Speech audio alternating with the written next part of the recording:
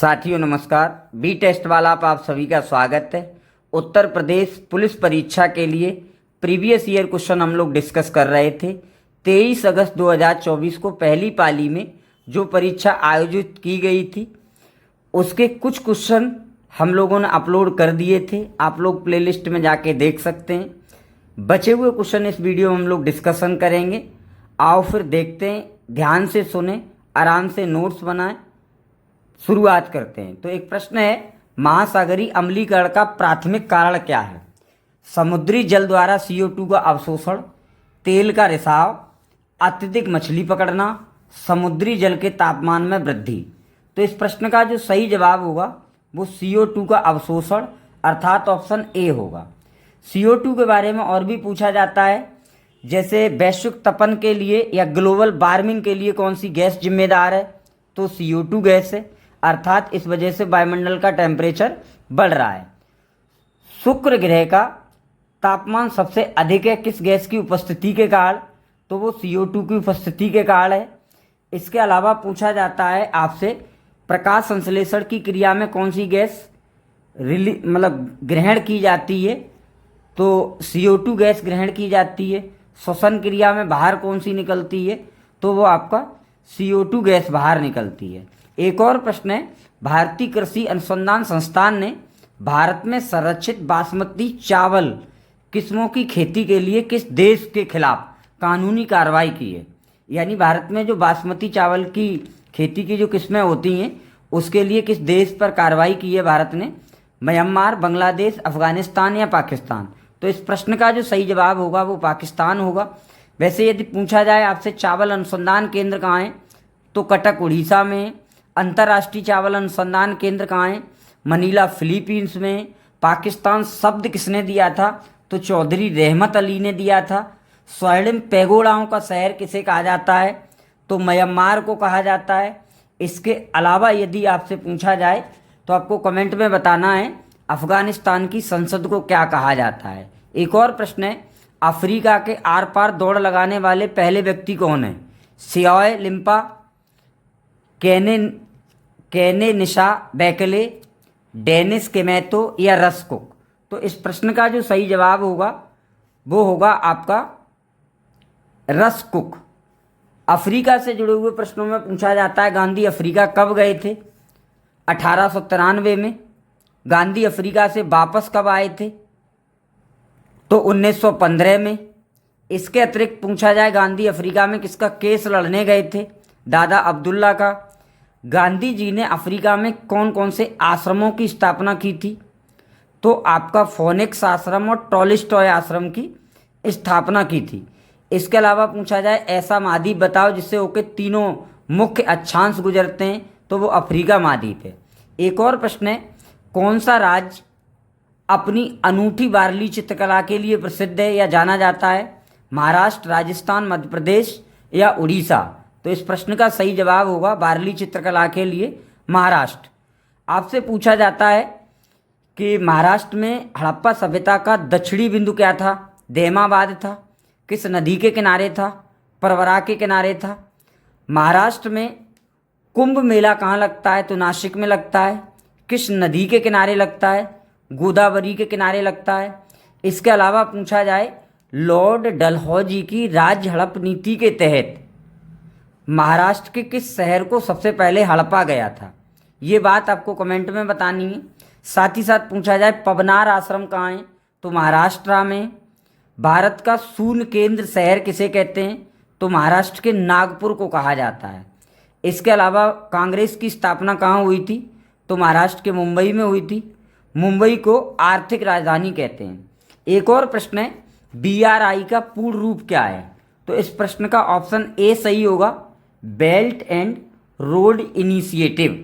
Belt and road initiative इसका सही जवाब होगा। इसको वन बेल्ट वन रोड भी कहा जाता है।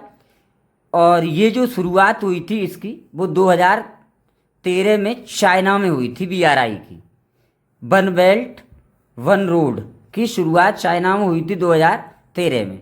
तो चाइना से और भी प्रश्न पूछे जाते हैं कि चीन में लोयस के मैदान है। पूछे लोयस के मैदान कहाँ पर हैं? तो चीन में।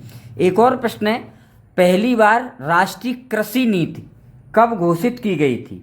तो पहली बार राष्ट्रीय कृषि नीति जो घोषित की गई थी वो आपका जुलाई सन 2000 में आई थी, पहली कृषि नीति।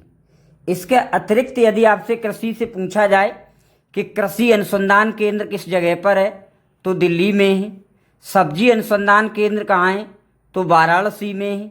चारा अनुसंधान केंद्र किस जगह पर है? तो चारा अनुसंधान केंद्र झांसी में है। इसके अतिरिक्त यदि आपसे पूछा जाए किसानों का मित्र किसे कहा जाता है, तो केचुआ को कहा जाता है। केचुआ किस संघ का प्राणी है? तो आपका संघ एनेला का प्राणी है। धान के खेतों में नाइट्रोजन को बढ़ाने के लिए कौन मदद करता है? तो नीलहरे शैवाल मदद करते हैं। इसके अतिरिक्त आओ फिर एक और प्रश्न देखते हैं। एक और दिया गया है आपसे प्रश्न कि कौन से वर्ष में अंतर्राष्ट्रीय मानवाधिकार कानून के प्रवर्तन के लिए संयुक्त राष्ट्र मानवाधिकार आयोग को संयुक्त राष्ट्र मानवाधिकार परिषद द्वारा प्रतिस्थापित किया गया था? तो किस वर्ष ये प्रतिस्थापित किया गया था? इसका जो सही जवाब होगा वो सन 2006 सही जवाब होगा कि मानवाधिकार कानून के प्रवर्तन के लिए संयुक्त राष्ट्र मानवाधिकार आयोग को संयुक्त राष्ट्र मानवाधिकार परिषद द्वारा प्रतिस्थापित किया गया था। कब? सन 2006 में। 2006 से और भी प्रश्न आपके पूछे जा सकते हैं। भारत में नरेगा परियोजना कब आई थी? 2006 में आई थी। नरेगा अधिनियम कब आया था? 2005 में आया था। नरेगा को पूरे देश में कब लागू किया गया था? तो 2008 में लागू किया गया था। इसके अतिरिक्त अगर पूछा जाए कि नरेगा का नाम मनरेगा कब किया गया, तो ये बात आपको कमेंट में बतानी है। एक और प्रश्न है, पुस्तक ए लाइफ मिस स्पेंट, तो इसको ये स्पेंट की जगह क्या है? स्पेंट है। ये पुस्तक ए लाइफ मिस स्पेंट किसके द्वारा लिखी गई थी? पंडित जवाहरलाल नेहरू द्वारा, सूर्यकांत त्रिपाठी निराला द्वारा, महादेवी वर्मा द्वारा या मैथिली शरण गुप्त द्वारा? तो इस प्रश्न का जो सही जवाब होगा वो सूर्यकांत त्रिपाठी निराला सही जवाब होगा। वैसे नेहरू के बारे में पूछा जाता है तो डिस्कवरी ऑफ इंडिया किसकी किताब है? पंडित जवाहरलाल नेहरू की किताब है। नेहरू पहली बार कांग्रेस में कब अध्यक्ष बने थे? तो वो लाहौर अधिवेशन में 1929 में बने थे। लाहौर अधिवेशन में ही पहली बार पूर्ण स्वराज का नारा भी दिया गया था। तो यदि आपसे पूछा जाए कि कांग्रेस के किस अधिवेशन में पूर्ण स्वराज का नारा दिया गया था, तो लाहौर अधिवेशन में। एक और प्रश्न है, भारतीय संविधान का कौन सा भाग राज्य नीति निर्देशक सिद्धांतों से संबंधित है? भाग 4, भाग 5, भाग 2 या भाग 3? तो इस प्रश्न का जो सही जवाब होगा वो भाग 4 होगा। राज्य के नीति निर्देशक तत्व या सिद्धांत डीपीएसपी का जो संबंध है वो भाग 4 से है। अनुच्छेद 36 से 51 तक है। और पूछा जाए ये नीति निर्देशक तत्व कहाँ से लिए गए थे, तो आपका आयरलैंड से लिए गए थे। इसके अतिरिक्त पूछा जाए भाग 5 में क्या है, तो भाग 5 में संघ है जो अनुच्छेद 52 से 151 तक है। भाग 2 में क्या है, तो भाग 2 में नागरिकता है। नागरिकता ब्रिटेन से ली गई है, अनुच्छेद 5 से 11 तक है। भाग 3 में क्या है, तो भाग 3 में मौलिक अधिकार हैं, अनुच्छेद 12 से 35 तक हैं। कहाँ से लिए गए हैं, तो मौलिक अधिकार लिए गए हैं अमेरिका से। इसके अतिरिक्त पूछा जाए सबसे पहले अधिकार कहाँ आए थे, तो ब्रिटेन में। ब्रिटेन में अधिकारों को क्या कहा जाता है, तो ब्रिटेन में अधिकारों को बिल ऑफ राइट्स कहा जाता है। एक और प्रश्न है कि विशिष्ट व्यक्तियों को उस संगठन की सुरक्षा को खतरे में डालने की कोशिश करता है जिसके लिए वे काम करते हैं। यानी इनमें से क्या है ऐसा जो उसी संगठन के सदस्यों को खतरे में डालता है जिसके लिए काम करते हैं? स्पैमिंग, स्पीयर फिशिंग और साइडर स्टॉकिंग और स्नीकिंग। तो इस प्रश्न का जो सही जवाब होगा वो ऑप्शन बी सही जवाब होगा। ये साइबर सुरक्षा से जुड़ा हुआ प्रश्न है ऐसे, और साइबर सुरक्षा पुलिस के लिए टॉपिक भी है। मानवाधिकार, साइबर सुरक्षा, ये सभी टॉपिक हैं। एक और प्रश्न है, रमन सुब्बा राव का संबंध किस खेल से है? क्रिकेट से, टेबल टेनिस से, फुटबॉल से या हॉकी से? तो ये रमन सुब्बा राव का संबंध क्रिकेट से है। इनका संबंध इंग्लैंड से था। इसके अलावा क्रिकेट से अगर पूछा जाए आपसे, रावलपिंडी एक्सप्रेस किसको कहते हैं? सौयख्तर को कहते हैं। पूछा जाए मास्टर ब्लास्टर किसे कहते हैं, तो सचिन तेंदुलकर को कहते हैं। आप लोगों को कमेंट में बताना है क्रिकेट जगत में लिटिल मास्टर किसे कहा जाता है और क्रिकेट जगत में मिस्टर क्रिकेट किसे कहा जाता है। यानी लिटिल मास्टर और मिस्टर क्रिकेट की संज्ञा क्रिकेट में किसे दी जाती है, ये बात दोनों क्वेश्चन आपको कमेंट में बताना है। इसके अलावा एक और प्रश्न है, अनुसंधान विधियां उत्तरदाताओं की प्रतिक्रियाओं के आधार पर उनसे गहन और आगे की जांच और पूछताछ करने में सहायता करती हैं। कौन सी वाली? मिश्रित, गुणात्मक, एक्शन या मात्रात्मक? तो ये गुणात्मक इसका सही जवाब होगा, मल्टीप्लिकेटिव। यानी ये जो इकोनॉमी है उससे जुड़ा हुआ प्रश्न है। जो भी रिसर्च की चीज़ें होती हैं उनमें हमेशा जो डेटा वगैरह रहता है जांच के लिए, जब भी हम लोग पुराना डेटा देखते हैं तो वो मल्टीप्लिकेशन के तौर पर रहता है। एक और प्रश्न है, आसमान के नीलेपन का मुख्य कारण क्या है? बाह्य के अणुओं द्वारा सूर्य के प्रकाश का प्रकीर्णन, श्वेत प्रकाश का प्रकीर्णन, जल वाष्प की उपस्थिति, वायु के कारण नीले प्रकाश का अवशोषण। तो इस प्रश्न का जो सही जवाब होगा वो ऑप्शन ए सही जवाब होगा। इसका सही जवाब होगा ऑप्शन ए, यानी कि प्रकीर्णन। बाह्य के अणुओं द्वारा जब सूर्य के प्रकाश का प्रकीर्णन होता है, इस वजह से हमें आसमान का रंग नीला दिखता है। एक और यदि प्रश्न पूछा जाए कि अंतरिक्ष यात्री को आसमान कैसा दिखता है, तो अंतरिक्ष यात्री को आसमान काला दिखता है। इसके अलावा पूछा जाए सूर्य का प्रकाश कितनी देर में पृथ्वी पर आता है, तो वो 8 मिनट 20 सेकंड में आता है। एक और प्रश्न है, प्रायद्वीप भारत की सबसे लंबी नदी कौन सी है, या प्रायद्वीप भारत की लंबी नदी का नाम क्या है? गोदावरी, कृष्णा, महानदी या आपकी कावेरी? तो इस प्रश्न का जो सही जवाब होगा वो होगा आपका गोदावरी। सही जवाब इसका क्या होगा भैया?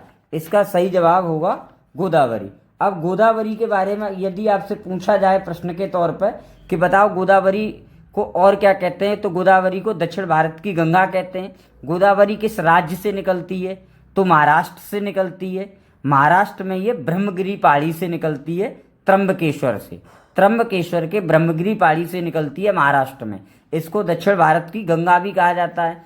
अच्छा, दक्षिण भारत की सबसे लंबी नदी गोदावरी नदी है, तो दक्षिण भारत की दूसरी सबसे लंबी नदी कौन सी होगी, ये बात आपको कमेंट में बताना है। साथ ही साथ यदि पूछा जाए दक्षिण भारत की या पूरे भारत की सबसे गहरी नदी कौन सी है, तो वो कृष्णा नदी है। उड़ीसा का शोक किसे कहा जाता है, तो महानदी को कहा जाता है। नर्मदा नदी कहाँ से निकलती है, तो ये नर्मदा नदी जो है ये आपका अमरकंटक से निकलती है। एक और प्रश्न है, NHRC का फुल फॉर्म क्या है? NHRC का जो फुल फॉर्म है वो आपका क्या है? नेशनल ह्यूमन राइट्स आपका commission. National human rights commission करके इसका सही जवाब होगा ऑप्शन सी। ठीक है, तो यदि आपसे पूछा जाए आपका राष्ट्रीय मानवाधिकार आयोग की स्थापना कब हुई थी, राष्ट्रीय मानवाधिकार आयोग की स्थापना कब हुई थी, तो आपका 1993 में हुई थी। यदि आपसे पूछा जाए राष्ट्रीय मानवाधिकार आयोग की स्थापना कब हुई थी, तो 1983 में हुई थी। एक ह्यूमन राइट्स पे पूरा एक टॉपिक आपको बना के हम देंगे, क्योंकि चाहे दरोगा की परीक्षा हो, चाहे उत्तर प्रदेश पुलिस की परीक्षा हो, ह्यूमन राइट्स अर्थात मानवाधिकार से रिलेटेड अक्सर प्रश्न आते हैं। साथ ही साथ दोस्तों, यदि आपको डिस्कशन अच्छा लगा हो, तथ्य अच्छे लगे हों, तो वीडियो को लाइक करें, कमेंट करें, चैनल को सब्सक्राइब करें, अपने पढ़ने वाले दोस्तों के साथ शेयर करें। आप लगातार चैनल को सपोर्ट करते रहिए, हम आपके लिए अच्छी अच्छी चीज़ें लाते रहेंगे। ये प्रीवियस ईयर क्वेश्चन डिस्कशन है, अभी सब्जेक्ट वाइज भी चीज़ें लाएंगे। जय हिंद, जय भारत।